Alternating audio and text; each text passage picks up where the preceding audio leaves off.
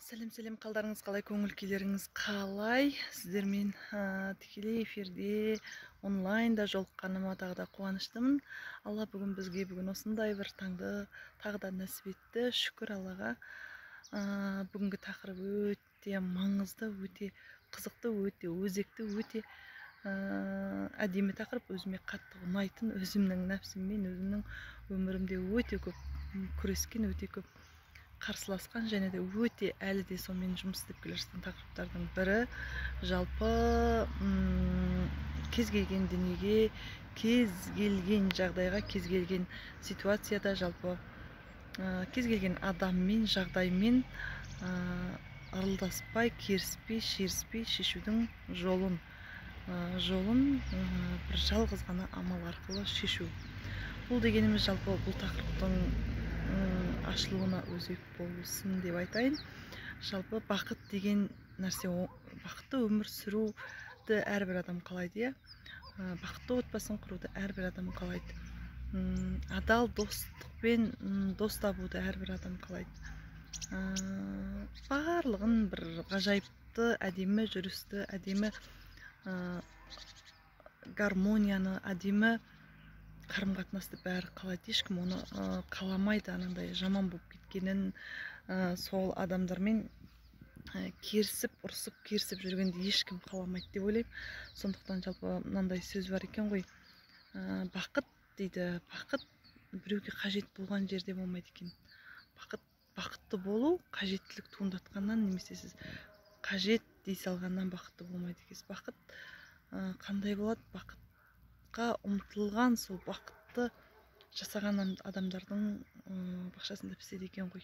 Сондықтан барлығымыздың бақытты болуымызға, барлығымыздың тып-тыныш өмір сүруімізге, барлығымыздың жаңағы кіркілдеспей, ешкіммен бет жыртыспай өмір сүрудің ең үлкен бір құпиясы бұл шын жүрегіңізбен, кез келген дүниеге махаббатпен, ниетіңізбен Алланың разылығы деген дүниені байлаған кезде болады.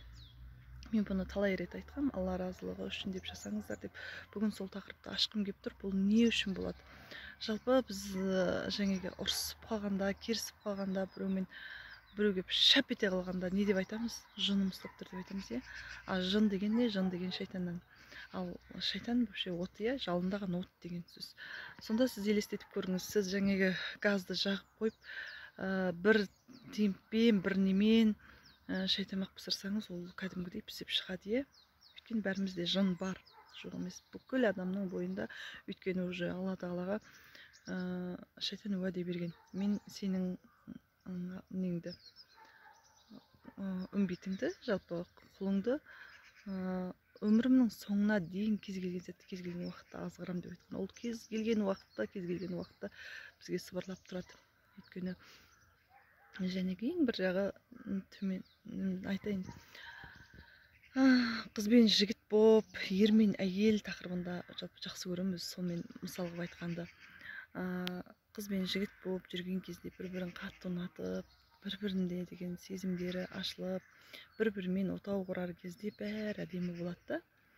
Почему-то бір уақытта жаңағы әйел тырысып бастайды. Неге? Өйткені ол кезде жаңағы адамда жаңағы Алла өзі үйленіңдер, үйленген кезде барлық байлықпен ненің барлығы сол үйленгеннен жаңағы үйленсеңдер халдерің жақсарады деп айтқан ғой. Сол кезде сол жұмыс істейді, жаңағы адамдардың ниетінде жаңағы сондай нәрсе болады да. Ал сол ниет жаңағы ортадағы сезімді, ортадағы қарым-қатынасты дұрыстап ұстап тұрады екен. Ал сіз қалай үйленіп алғаннан кейін, және ер мен әйел қосылғаннан кейін не үшін ортадағы жанжалдар шығады? Себебі міне жеттім, болды енді деген адамда, әсіресе әйелдерде нәпсі піседі. Нәпсі деген нәрсе уже сініп бастайды. Сіну деген сөз ішіңдегі жаңа от жалындайды ғой. Жалындағаннан кейін ол келесі адамда да нәпсі бар, екі жалын қосылады да бір-бірімен ылғи да тіке-тірес болады. Сіз осымен уақытында жұмыс істемейтін болсаңыз, бұл сіздің үнемі ресурстарыңызды жеп, сізді шаршатып, сіздің энергияңызды сорып отырады. Өйткені әрбір уақыт сайын сіздің энергияңызды жағып жібереді да бұл. Сондықтан не істеу керек? Әрбір жұмыста, әрбір қолыңызға алған істе, ойыңызға келген істе, тіпті балаңызды киіндіріп, жуындырып, беті қолын жуындырып ұйықтатып жатсаңыз да сізде үнемі мынандай ой болу керек: барлығын Алланың разылығы үшін жасаймын. Өйткені бәріміз Алланыкіміз ғой. Бала да сіздікі емес, бай да сіздікі емес, киім де, дүние де, байлық та барлығы Алланыкі. Осыны мұқтап түсініп алу керек та. Осыны мұқтап түсініп алған адам, түсініп алған әйел, түсініп алған адам, түсініп алған жалпы кез келген жан бұл өмірде ештеңені қиындатпай өмір сүреді. Иә, оңай емес. Бұл өмірде жалпы оңай емес келген, сіздің күшіңізді талап ететін, сіздің ресурсыңызды соратын, сіздің энергияңызды соратын дүниелердің артында үлкен қайыр болады екен. Өте қайырлы болады екен. Сондықтан үнемі адам өзімен жұмыс істеу керек. Не үшін адам өзімен жұмыс істеу маңызды?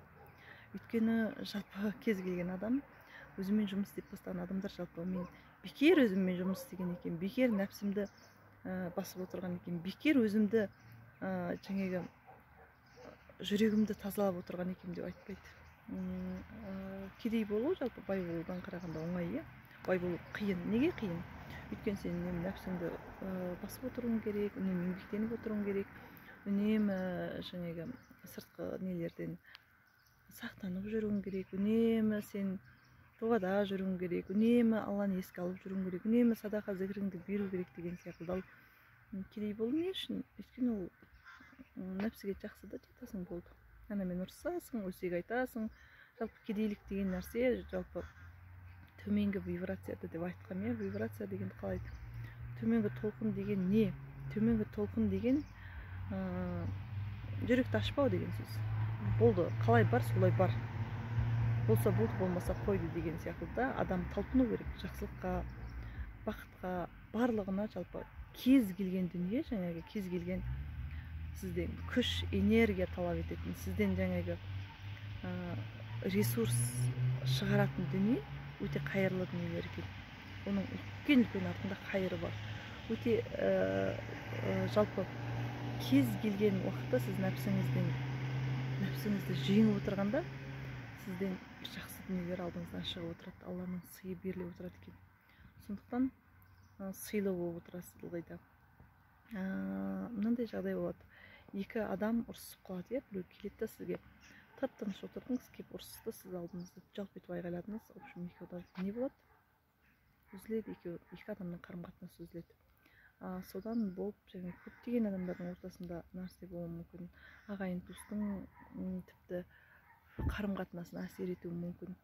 Сондықтан бұл жағдайда сіздің айтқан сөздеріңізді, айтып жатқан ісіңізді екінші тарап естімеуі мүмкін. Себебі неге? Себебі мен жаңа айттым, іштегі жаңағы нәпсі жалындап тұрған кезде сіз апарып үстіне апарып тағы да жалындатсаңыз, ол не болады? Жарылуы мүмкін. Тура сондай нәрсе. Ешқашан ондай нәрседе ұрыс керісте бір-біріне айғайлап ойбайлап жатқан кезде жақсы шешім, жақсы дұрыс шешімдер шықпайды. Сондықтан сіз ол кісіге сіздікі тіпті 1000 жерден дұрыс болып тұрса да қашан айтуыңыз керек? Қашан ол кісіге жауап беруіңіз керек? Үндемей қоя саласыз да, нәпсіңізді, қашан өз нәпсіңізді төмен қарай басасыз, ішіңіздегі жынды басасыз, былай айтқанда. Жыныңыз басылады, сол кезде айтсаңыз, мен сол кезде саған қатты осылай ренжідім, өйткені мен ол кезде ондай нәрсе жасаған жоқ едім, ол былай еді деген сияқты айтсаңыз, сіздің жыныңыз басылып тұрған уақытта ол екінші тарап сізді әлдеқайда жақсы еститін. Бұл оңай нәрсе емес. Бұл өте үлкен күш, өте үлкен ресурс, бұл өте үлкен. Енді оған жету кейде менде де болмай қалады. Ол мен үнемі жұмыс істеп, үнемі жұмыс істегеннің арқасында болмаса, ол жайдан жай келмейтін дүние. Бірақ әрбір адам осыған талпыну керек. Неге? Өйткені үнемі осылай нәпсімен жұмыс істеп жүрген кезде, үнемі нәпсіңізді басып, үнемі өзіңізді Алланың разылығы үшін жасаймын. Мен енді Алланыкімін ғой, мен Алланың разылығын алам деген сізде ниет болатын болса, сіз әрқашан көптің алдында беделді боласыз. Көп адамдардың, көп әйелдердің ерінің алдында қадірсіз болатын себебі осыда. көп адамдар, көп әйелдер болады иә, осы таңнан кешке дейін жұмысын істейді, жанталасып күйеуінің тамағын істейді, жұмыс жерде де бұл күннің көзіне түсуге тырысады, жанталасып шақпылап жүреді, соңында прям құр сүлдері қалып, энергиясының барлығы сорылып, жаңағы андай осы мен ақ осылай нетіп жүремін, бірақ менің бір қадірім жоқ, менің бір солай тіпті балаңыздың алдында да қадіріңіздің түсіп кететін себебі үнемі сол жаңағы неге нәпсіге жұмыс істегеніңізден болады екен. Сондықтан біреуға ойланыңыз, менің ниетім қандай болып жатыр. Сонда біздің жалпы оңай жеңіл өмір сүруіміз үшін бізге ылғи да нәпсіміз тәрбиелеп отыру керек қой. Бізге ылғи да ниетімізді дұрыстап отыру керек. Ниетіміз жаңағы бұрында әжелеріміз айтып отыратын ғой, құдайдан қайтады деп. Құдайдан қайтады, ештен кетпейді деп, білесіздер ғой, иә. Осы нәрсе, сол кезде олар шаршамайтын да, өйткені қазіргідей газ жоқ, қазіргідей барлық нәрсе дайын емес, тіпті баланың памперсінің өзі жоқ уақыттың өзінде. Неге осы сол кісілер шаршамаған дегенді ойланып көрген шығарсыздар. Малын нетеді, және көшіп қонады, тіпті судың өзін жаңағы немен тасиды, ташкелермен тасып жүреді ғой, иә. Сол уақытта олар шаршамайды, күліп ойнап солай жүретін. Неге? Өйткені ол кісілердің жүректерінде сондай құдай бар болатын да, құдайды жаңағы өте терең таныған. Өйткені басқа дүниеге алаңдаушылық, басқа дүниеге емес, жаңағы расымен де күйеулерін піріндей көрген. Сол үшін жаңағы қойындар болады, қой тыныш деп жаңағы басылып отырғанда нәпсісін тыйып отырған, арс етіп жаңағы жаға жартысып емес. Біреу бірдеңе десе, біреу кеп айғайлап кетсе, енесі кеп, біреу кеп айғайлап, ол жаңағы былай емес, басыла бер, сөз есті, үндеме, былай я деп басыңды изей бер емес. Ол да жаңағы ішіңізде сыртыңыз деп тұрып, ішіңізден жалындап жанып тұратын болсаңыз, оны келесі тарап сезіп қояды. Бәрібір оны кеп сізді тұтатады, себебі ішіңіздегі жын бәрібір жалындап тұр. Бәрібір жын бір-бірін көреді, сонымен қосылады да, олар бәрібір ортада жаңағы айқай шусыз шықпай қоймайды. Бәрібір сіздің энергияңызды сорып, сізді жаңағы сорып алмай энергияңызды қоймайды. Сондықтан кейбір адамдар болады, андай іштерінен жындар қайнап жүреді деп пыс-пыс есіп, бірақ ана адамды көріп қалған деп үндемей, ондай бүйтіп, ол дұрыс емес. Ол жаңағы екіжүзділікке жатады, расын айтқанда. Сондықтан әрқашан не істеу керек екен? Әрқашан сіздің ресурстарыңыз толық болу үшін сіз өзіңіз саналы түрде осы дүниеге жетуіңіз керек. Саналы түрде жаңағы кезінде мен өзімді осы нәрсеге қашан тәрбиеледім? Мен жаңағы балаларым жас болды, Аллаға шүкір, менің балаларым жаңағы үшеуміз саудамен айналыстық, білесіздер. Сол кезде біздің үйде қонақ өте көп болатын, жалпы өте, біреуін жинап жатсаң, біреу келіп жатады, біреуін деп балаң жылап жатады. Менің жолдасым өте жуас адам, білесіздер. Білмегендер болса енді білесіздер деппін ғой. Сонда бір кездерде менде болатын, түнде талып түсіп ұйықтайтынмын, расын айтқанда. Вообще шаршап кететінмін да, ештеңеге мұрсам соқпай қалатын ертеңінде. Бірақ та менде бір қасиет болды, прям анандай осы менікін ғана ішіп жүріп кетеді екен деген ой болған жоқ. Бірақ та почему-то жүрегімде сондай бір нәрсе болатын, біреуге қатты көмектескім келіп, қатты неткім келіп, сол уақыттарда мен ізденіп бастағам. Сонда осы нәрсені естігенмін. Егер сенің шаршамай, барлығынан үлгергің келсе, адамдармен ұрыспай, айқайласпай қарым-қатынас құрудың қалай жасауға болады деп ізденген кезде осы нәрсені тапқан болатынмын. Мен сол үшін ылғи да өзімді осы нәрсемен тәрбиелеп келдім. Әлі де тәрбиелеу үстіндемін. Мен прям 100% ойбай деп сондай болып кеттім деп айтпаймын. Біреу менің бетіме сиып кетсе де, тышып кетсе де, мен сол моментте үндемеймін. Нәпсіммен жақсылап жұмыс істеймін, өзімді басам.